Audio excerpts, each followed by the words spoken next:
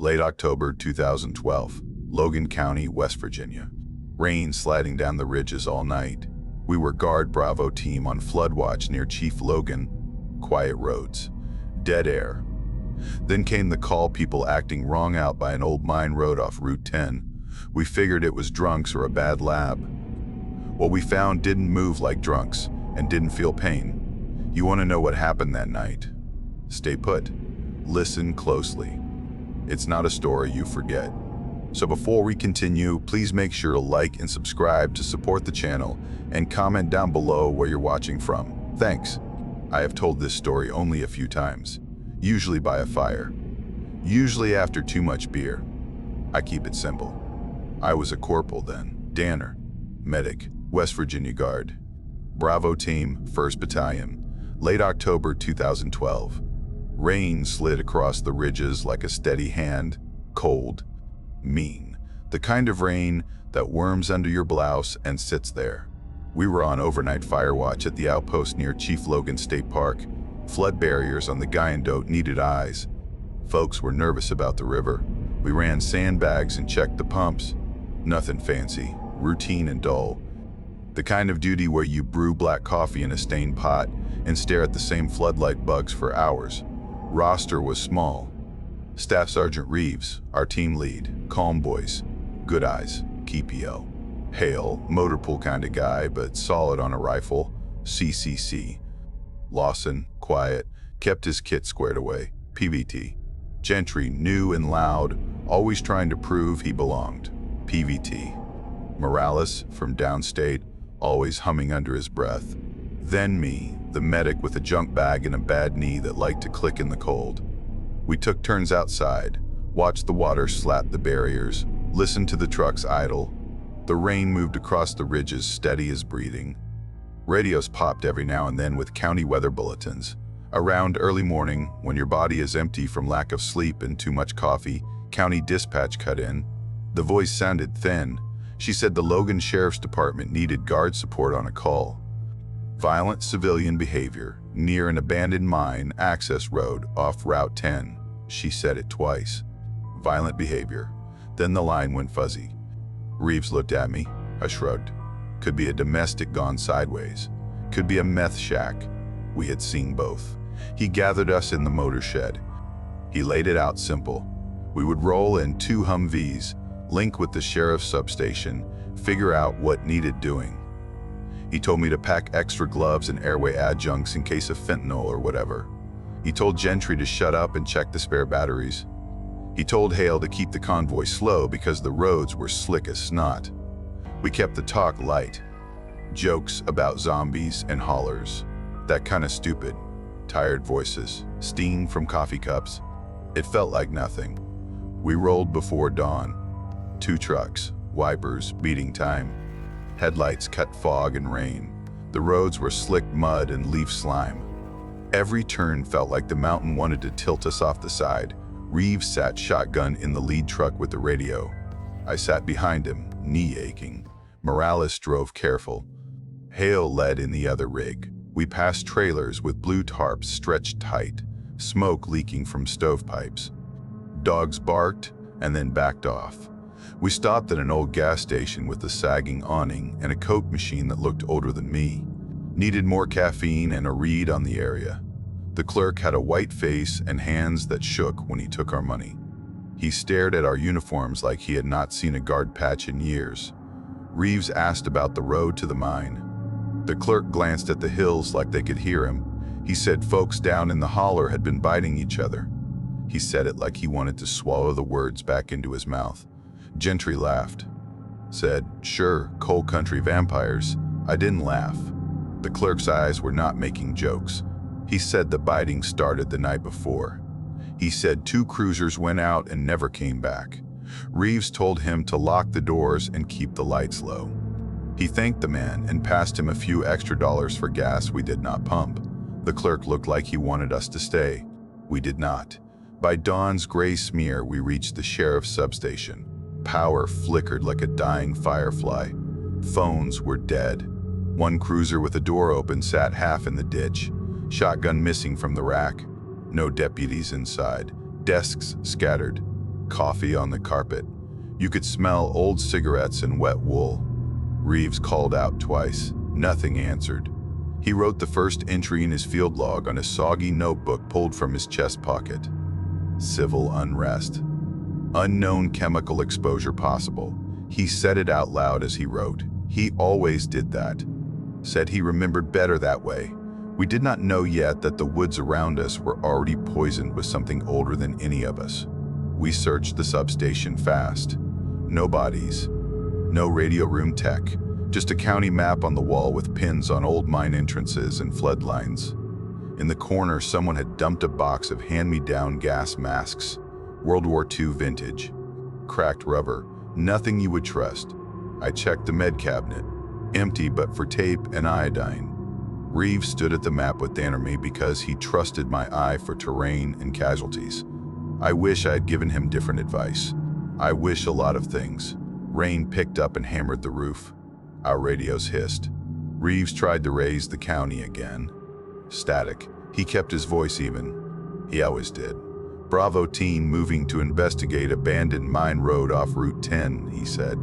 No contact at substation. Possible domestic disturbance. Multiple parties.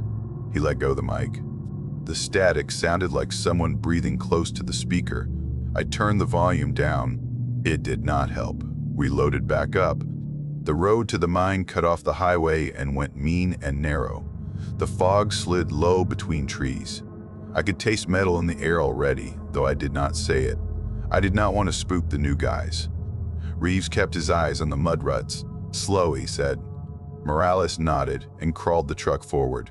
We drove towards something buried under that ridge. We drove right to it. We found the name because we looked at old paper no one looked at anymore.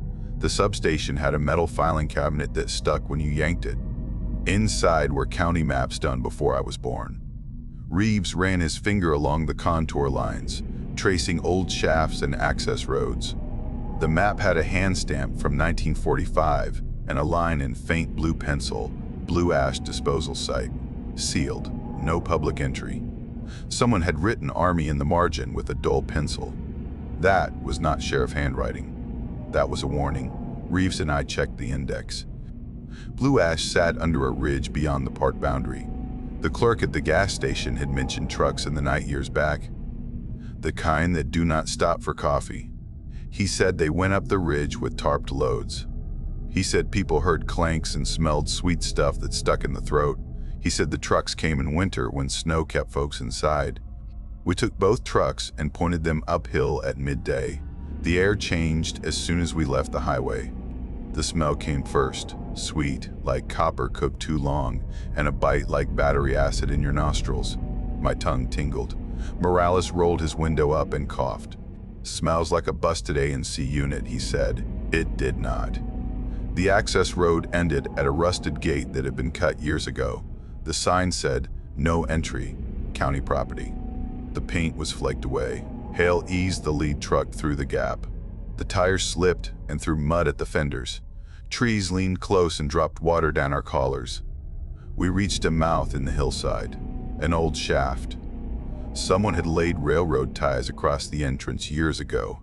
They had rotted and fallen in. Inside, the dark tasted wrong. Our flashlights hit barrels stacked and split like old bones. Gray sludge had dried along the seams and puddled where the floor dipped. The barrels wore stencils. U.S. Army Ordnance. Some had faint German print under the American letters. I recognized only a few words from school. They did not belong here. They did not belong anywhere. The stamps had dates from 1945 and 1946. I felt my skin try to pull away from the air. Hale panned his light across a torn drum. The sludge inside had a crust on top like a scab. Something like vapor hung low, not quite fog, not quite smoke. My night vision flickered even though it was day. My eyes watered. I pulled a bandana up over my mouth. It did nothing. Morales gagged into his sleeve. Dannermy said what I thought. Post-war dump, I told Reeves. Paperclip leftovers. Chemical material they didn't want down on the inventory. They stuffed it in the dark. Let the hills keep the secret. He nodded once, jaw tight. He'd been Army long enough to know this was not a fairy tale. Reeves keyed the radio. "Command, this is Bravo," he said. "We found a sealed site. Blue ash, old Army markings, possible chemical hazard, mixed language on barrels, request guidance." Static. Then a voice, low and clipped, "Not anyone we knew. Containment only," it said. "Do not engage civilians." The transmission cut like a knife. Reeves stared at the radio for a beat. "Say again," he asked. Nothing came back, just breathy hiss. He looked at me. "Masks?" he asked. I had one decent one in my bag and a handful of old sheriff junk. Not enough for a squad. I shook my head. "We need to back out," I said. He nodded. "We back out," he said.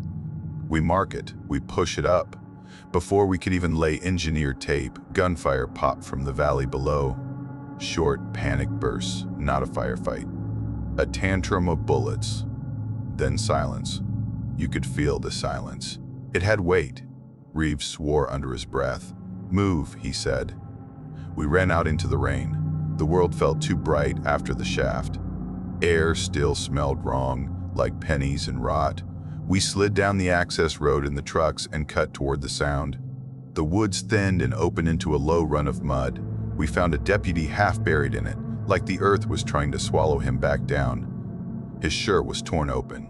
Bite marks chewed his neck and shoulder. They were human. Lower jaw ripped out a piece of him big as a fist. I dropped to my knees, gloves on, and checked. His skin was cold, not just dead cold, like the truck bed metal in deep winter. Pupils fixed, glassy, gray film over them like cataracts that grew in an hour. I put 2 fingers to his carotid anyway. Nothing. His radio was smashed. The smell of him fought with the sweet copper air and won. Reeves took a breath and stepped back. He scribbled in his log, rain making the ink bleed. 1 deputy, traumatic injuries. Bites. Body temperature abnormally low. He looked at me. "You get anything else?" he asked. I shook my head. "He's gone," I said. "He's been gone a while." The mud sucked at my boots when I stood. The hills felt closer.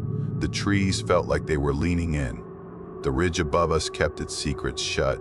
We drove back toward town slow, like we did not want to get there. Maybe we did not. Fog rolled in hard at dusk, low and mean, like it wanted to crawl into your mouth. We split the team because we had to cover ground. Reeves and Lawson took the church and the graveyard next to it. Hale and Morales covered Main Street and the storefronts. I stayed with Gentry because he had the new smell on him. He needed a steady hand and eyes that had seen ugly before. We moved down the side of the general store, boots sinking into wet leaves.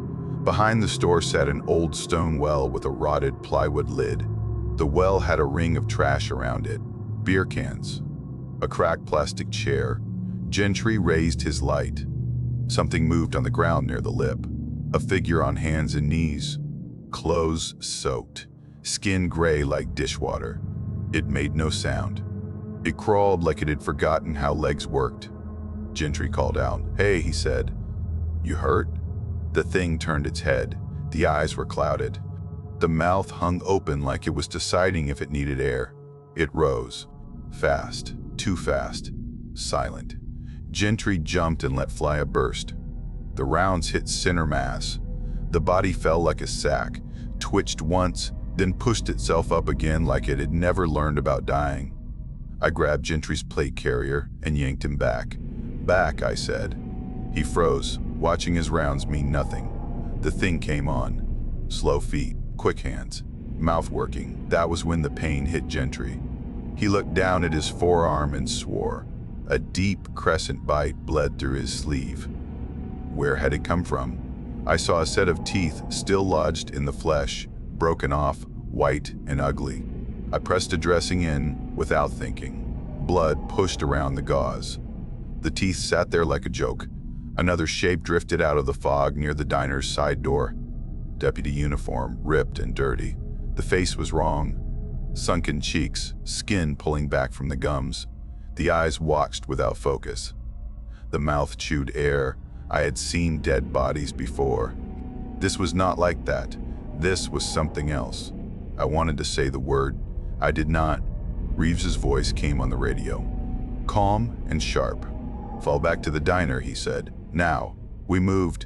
I shoved Gentry ahead of me. He wheezed and stumbled.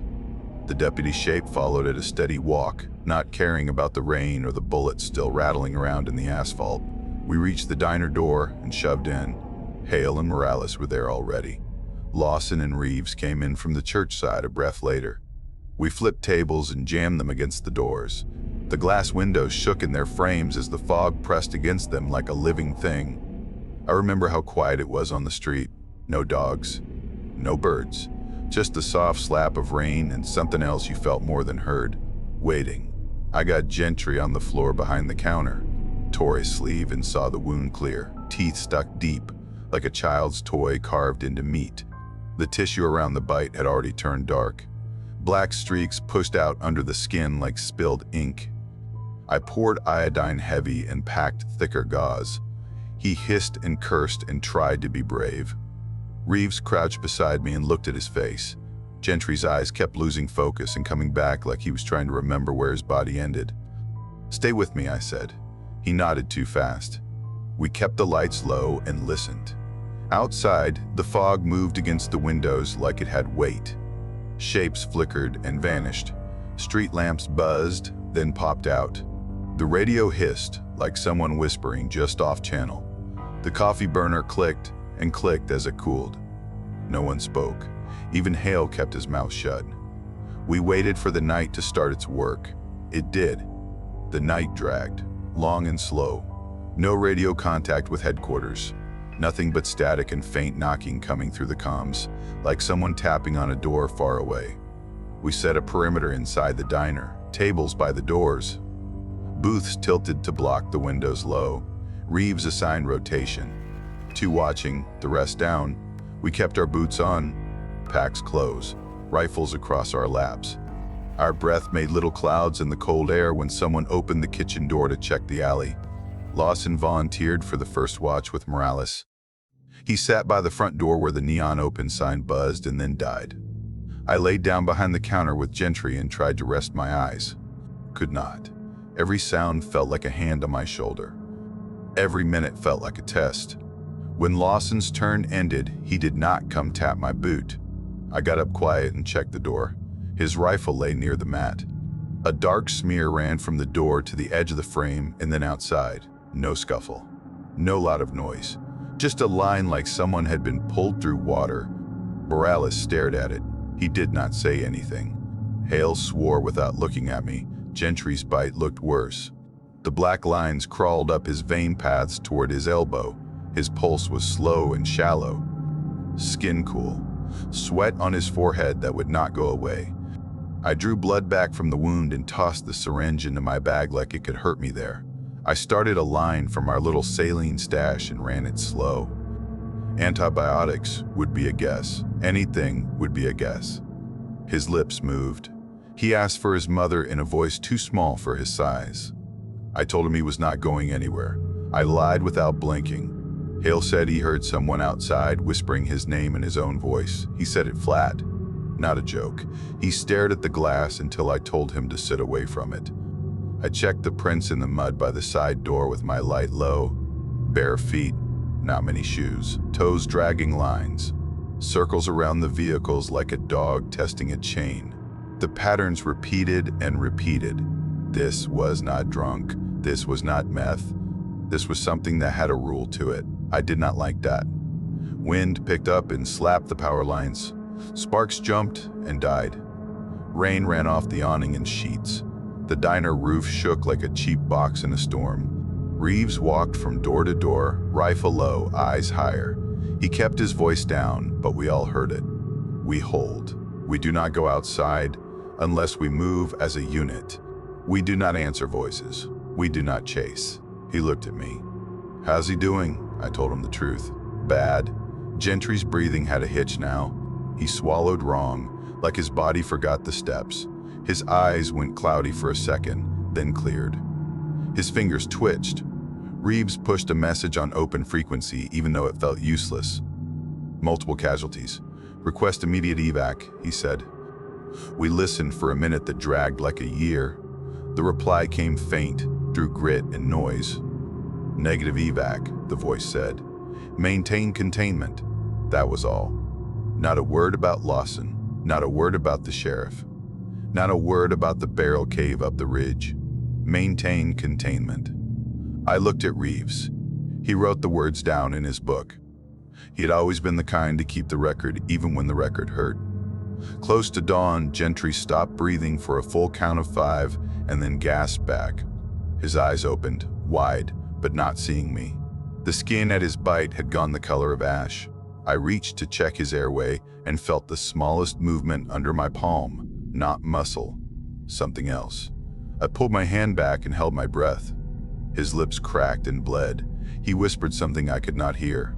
Then the front window clicked once, like a finger tapping. Morales swung his rifle up.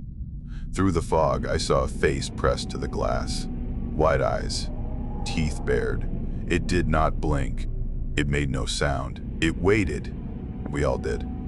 The storm broke before dawn, heavy fog, hard rain that fell like gravel. We decided to move. Sitting in the diner waiting for the glass to give was slow death. Reeves set our route. We would push south for the old bridge, the one on Route 44, and wait for a ride that might or might not come. He said we would make our own luck. He said it soft, like he knew luck had left the county already. We prepped fast. Ammunition counted and redistributed. One last tape wrap on Gentry's arm. He could still walk, but he had that faraway look you get right before heat stroke or right after a blast. I strapped his hand to the rifle because his fingers would not close right. Morales took point. Hale drove the lead truck. I climbed in back with Gentry in my bag. Reeves rode shotgun, radio in hand, jaw tight. We made it out of the diner without a hit. The street looked wrong, like a set after the crew left. Trash in the gutters, doors hanging open. The fog cut sightlines down to nothing. We crept the trucks ahead. The wipers could not catch up. Mist blew back into the cab from the cracked windows. I could taste that sweet copper again. It clung to the soft palate and would not leave. Halfway to the bridge, movement flickered in the tree line. One shape, then a line of them. Swaying, then still, then charging. No sound, not even a grunt, just wet feet, mud and branches snapping. Morales shouted and hit the brakes. Both trucks slid. Doors flew open. We piled out and formed a line across the road, muzzles up. The shapes broke out of the trees at a shamble that turned into a run without warning. Faces slack, mouths open, eyes dull and clouded, clothes torn. Some wore Deputy Brown. Some wore nothing but dirt. "Fire," Reeves said, and the road lit. Rounds smashed into bodies. They folded. They twitched. They stood. It was like shooting at mannequins made of meat. They didn't care.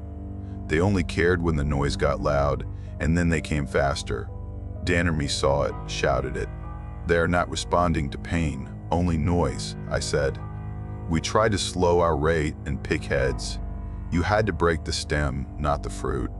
When I hit skull right above the bridge of the nose, they dropped and stayed. When I hit chest, they fell, paused, and rose again like a bad joke. Something hooked Morales' ankle and yanked him off his feet from the blind side. He went down hard in the ditch. Mud swallowed his shout. A pair of hands, gray and slick, grabbed his vest and pulled. I saw teeth go to his throat. I moved without thinking. So did Reeves. We fired point blank until the shape turned into a pile, bone and mud. Morales kept screaming even after we dragged him out.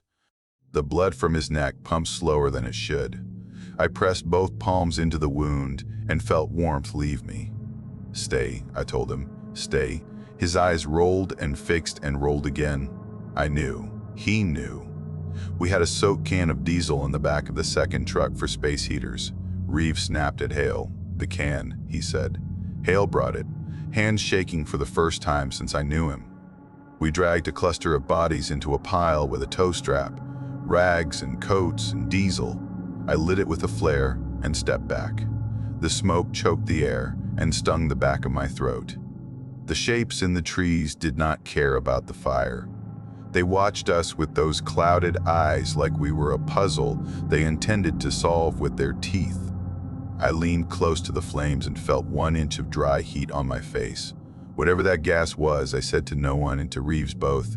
It's in them. He nodded once, eyes on the tree line. You could see his brain running, moving ahead to the next decision and the next. He keyed the radio again, called for air support, called for anyone. There was nothing. The frequency went dead like a line cut with a knife. We loaded Morales into the second truck and shoved forward in short spurts, firing in bursts to break the shapes that wandered too close. The road took forever. My ears rang. My hands shook. Not from fear, from the constant squeeze and release of the trigger. From the weight of knowing the bullets mattered only when they were perfect. Gentry sat beside me, teeth clacking like cold, eyes half shut. I checked his bandage and felt heat under it now, fever pushing up. His skin had the clammy feel of a basement wall. He tried to smile and could not. By the time the bridge came into view, dawn had taken a step forward. The fog went from black to gray. The rain eased. The smell did not. It had settled into every piece of gear, into our hair, into the skin on our wrists where the gloves ended. I could not imagine it ever leaving. I did not know how right I was. We hit the high school because it was tall and made of brick and had one way in we trusted. The bridge would have to wait. We needed walls. We needed a place to breathe without staring through glass. The gym sat at the back of the building with double doors and a chain lock. We drove through the bus lot and killed the engines. The silence after the motors died felt like a slap. We dragged desks and trophy cases to barricade the doors. We strung extension cords from a generator we found in a janitor closet. The lights flickered, then held. The yellow bulbs made everything look sick. The basketball hoops hung like tired shoulders. I laid Morales on the floor near the bleachers and ran an airway and pressure dressing and all the things you do when you already know. He stared past me and watched the ceiling. He kept opening and closing his mouth like he was trying to breathe a different kind of air. We zipped Gentry into a tarp because he stopped breathing, and I had nothing else. We did it soft and slow. I wrote his name on the outside with a Sharpie so we could hand him to someone who would tell his mother. Hale helped me and did not talk. Reeves kept moving. He checked the doors again. He checked the halls with his light and came back faster each time. He did not like the echoes. The generator coughed and steadied. The building made old night noises. Pipes ticked. Something dripped. The floor smelled like mop water and sweat from 1,000 games. Hours passed, or maybe minutes. Time got slippery. I sat on a bench with my rifle across my knees and watched the tarp move. At first I told myself it was the ventilation or a draft. Then I saw the zipper teeth strain. The bag stretched where the chest would be. I stood, slow, and put a hand on the plastic. It thumped back. Once. Firm. I stepped away and pulled my weapon up. Reeves, I said. He turned and saw it too. He did not give me an order because he did not have one that would eat this feeling. The bag tore. Not a dramatic rip. A slow grinding noise as the zipper teeth bent and popped. Gentry pushed up from inside, eyes pale and milky, mouth working like he had a bad taste he wanted out. His hands clawed at the plastic. I saw his forearm where I had taped the gauze. The black lines had reached almost to the shoulder. Hale jerked a shot wide. The round blew a chip out of the floor and whined. The echo shook my teeth. Everything got small and fast. The lights cut out at the same time, hit by something or just done. The generator coughed and died. The gym went dark. Muzzle flashes became strobe lights. The air smelled like hot copper and wet clothes. I heard Danner's, my voice in my head counting breaths and trigger squeezes. Danner shouted. Hale cursed. Reeves barked positions, short and sharp. Somewhere high above us, something moved across the rafters, slow, dragging. Danner yelled, "Rafters." I did not look up. I could guess. We fell back through the maintenance hall because the gym had turned into a box full of teeth. Water sprayed from a burst sprinkler and made the tile slick. I slipped and crashed my hip and then kept sliding forward because my body had decided that floor was better than whatever was behind me. The hall lights flickered and then died. I crawled and stood and dragged my bag by the strap. Reeves grabbed my collar and yanked me through the exit door. I did not realize he was dragging me because my legs still thought they were helping. We hit the rain again and cut across the back lot. I shouted for Hale. No answer. We stopped and listened and heard only water on metal. His rifle lay near the door like someone had set it down careful.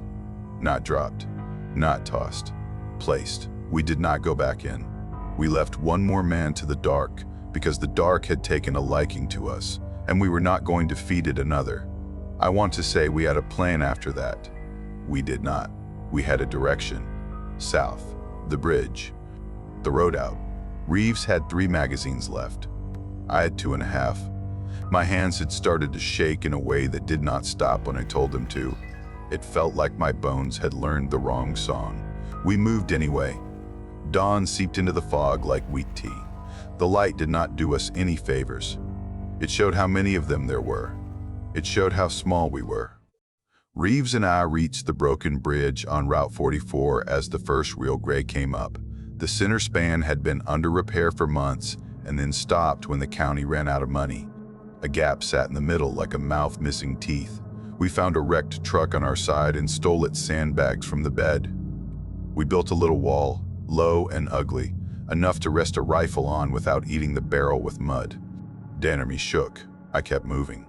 Reeves worked like a man cutting firewood.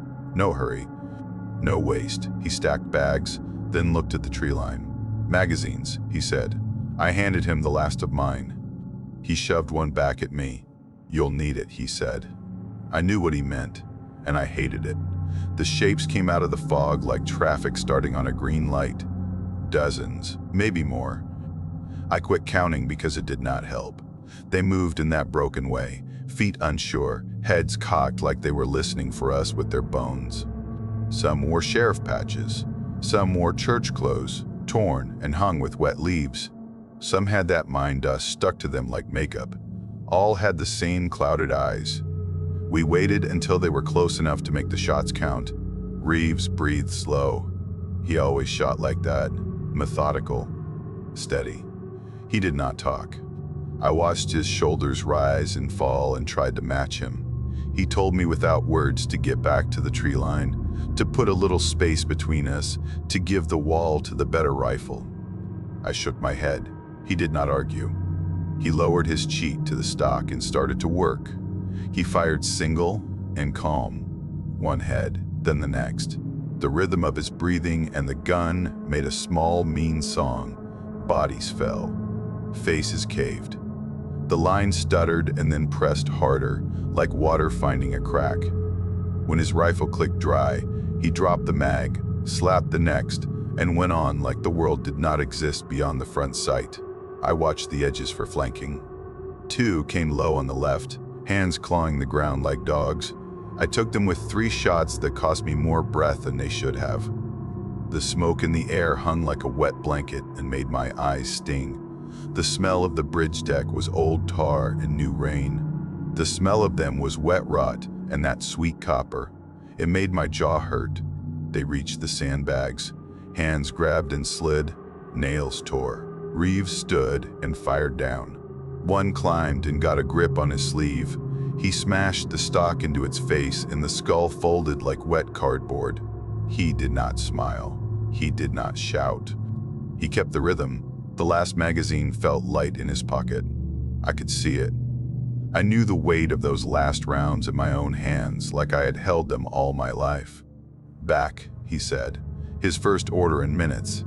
I could not make my legs obey. He reached to shove me and then stopped because the line hit us like a wave without a sound. A dozen hands, some with rings, some with broken nails. They pulled at his vest, at his sling, at his wrists. He went to a knee and kept shooting until the rifle clicked and stayed clicked. He drew his sidearm one-handed. He put rounds into faces at a distance you use to kiss someone. The slide locked back.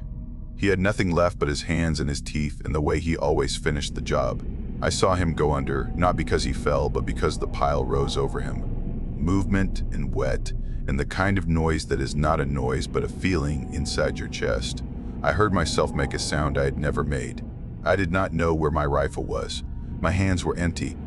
I grabbed the strap of his carrier and pulled and felt no give. Fingers slid over mine and tried to get purchase on my wrist.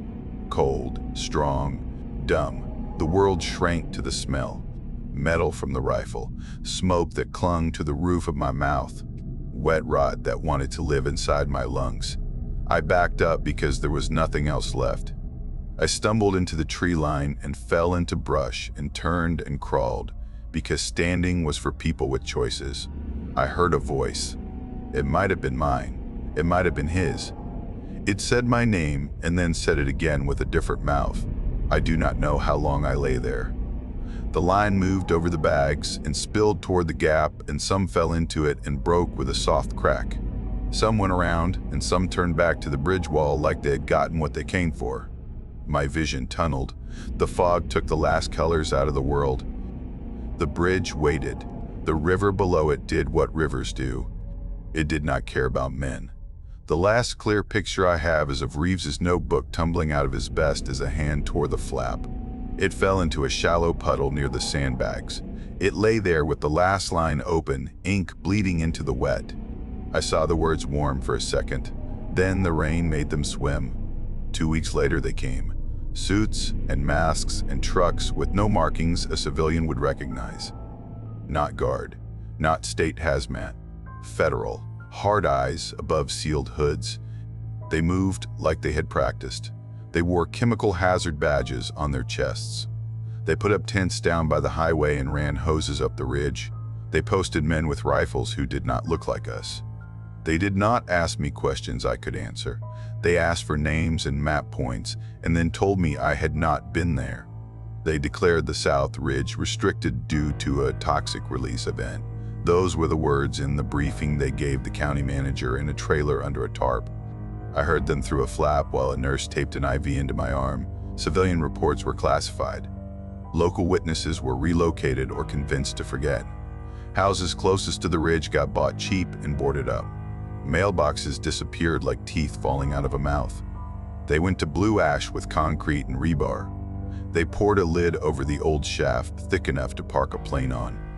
They sunk markers into the hillside with numbers, not names. No one spoke about the German words on the drums. No one spoke about the voice on the radio.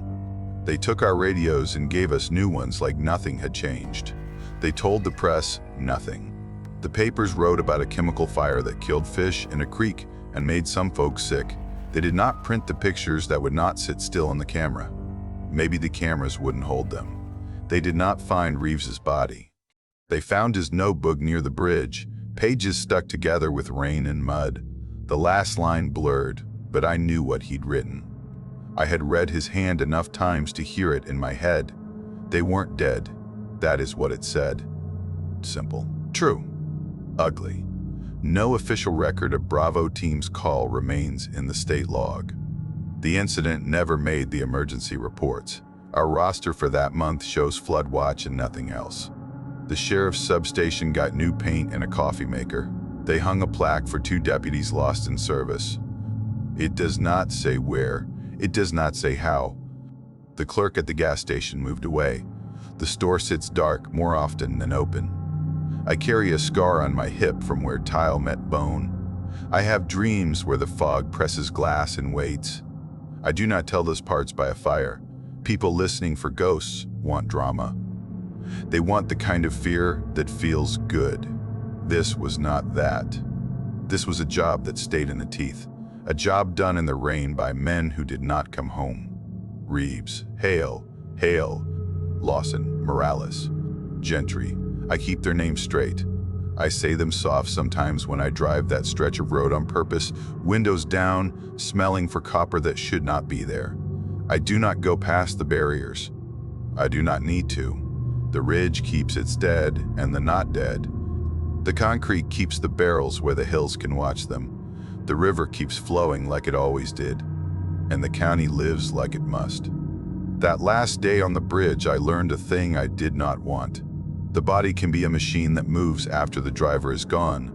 You can pour something into a person that takes the person out and leaves the movement behind. It is easy to bury a drum and forget it. It is not so easy to bury what crawls out when you split it. I remember Reeves's voice steady on the radio. Containment only. Do not engage civilians. We tried. We failed. They were not civilians anymore. They were something the Ridge did not ask for and could not send back. I keep a piece of paper in my wallet. The page from his log that did not melt. It has a mud smear and a ring from a coffee cup and his tight block letters. I read it sometimes when I start to think I dreamed it. I did not. It happened. Late October 2012. Rain moving across Logan County. A call from dispatch. A gas station clerk was shaking hands. An old shaft with barrels and letters that did not belong. A diner with glass that held until it did not. A gym where the bag moved. A bridge where a good man made a last stand with what he had left. That is the story. That is all of it I can tell. The rest is what the Ridge kept. The rest is what the night took. So that's the end of our video. If you made it this far, make sure to hit like and subscribe. It really helps the channel and it's free. And if you want more terrifying encounters like this one, check out the other videos on screen right now. Thanks for watching and stay safe out there. See you soon.